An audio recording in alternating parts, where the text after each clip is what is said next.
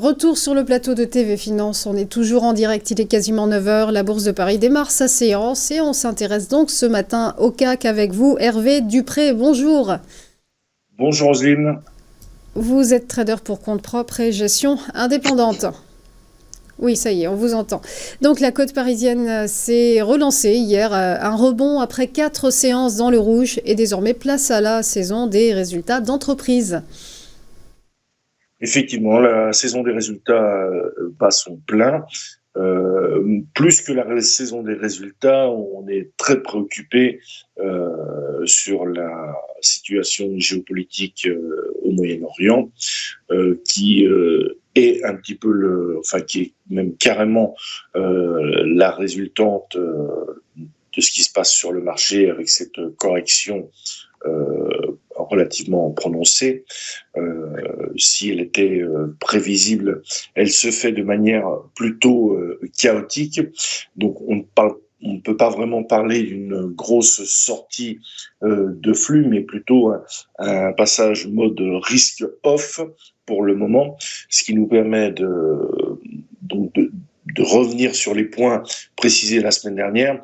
Donc graphiquement, on voit que le gap dont j'avais parlé la semaine dernière, qui était les 8119, a été comblé et a directement reflué. Aujourd'hui, on ouvre en gap baissier.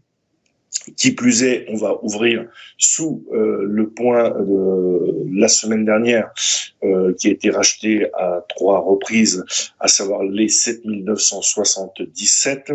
Donc pour l'instant, on n'est pas encore dans un mode sell-off, panique complète. On est dans la phase de retracement post-impulsion du début d'année. Plus inquiétant, côté US, on a quasiment repris la totalité des gains de l'année, particulièrement sur le Dow Jones, comme vous le précisiez. Donc aujourd'hui, d'un point de vue macro, on a le discours de Powell, les résultats micro, le luxe par exemple. Pour la fin de semaine, on n'a pas vraiment autre chose à part les stats de jeudi côté US. Donc ça va être très difficile à travailler comme à son habitude. Alors quel point on va pouvoir chercher à travailler pour ce matin, avec cette ouverture en gap baissier, on va essayer de regarder ce qui se passe autour de 7881, 7900, qui va être un point intéressant pour ce matin. Puis les 7977 en termes de pullback par rapport au point de la semaine dernière, et plus bas, le gap à 7812 et les 7800, ce qui nous donne le range grosso modo de ce matin.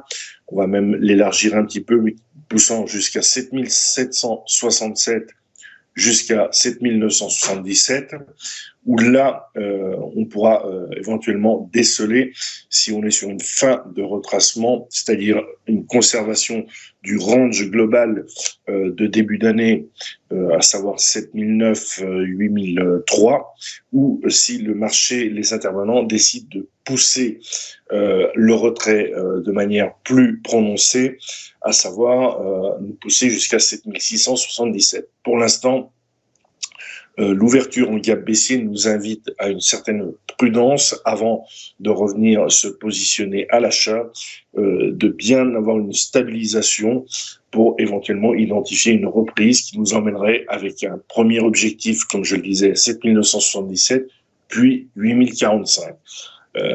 On reste à l'écoute du flux d'infos par rapport à ce qui se passe au Moyen-Orient. On scrute les résultats des entreprises qui vont tomber et surtout, on se prépare par rapport à la clôture mensuelle qui risque d'être plutôt déterminante pour au moins le T2, si ce n'est la fin d'année. Voilà ce que je peux vous décrypter à l'instant de l'ouverture des marchés.